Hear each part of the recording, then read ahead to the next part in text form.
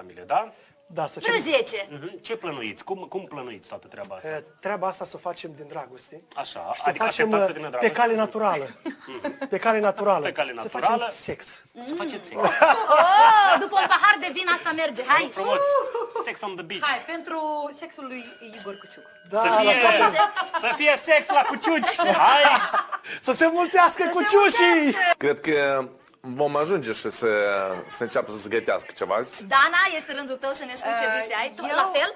Eu vreau să servim acest vin pentru ca mâncarea să reușească întotdeauna și ca bărbații să aprecieze această muncă colosală de a găti a femeilor și să nu se încurce printre picioare atunci când ea gătește. Să nu-și bage sexul în timp ce face Da.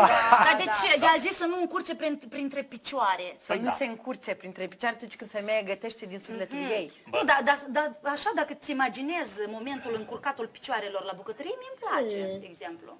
Exact despre ce spunea și domnul Cuciuc. Aici să fie un sunet de greier.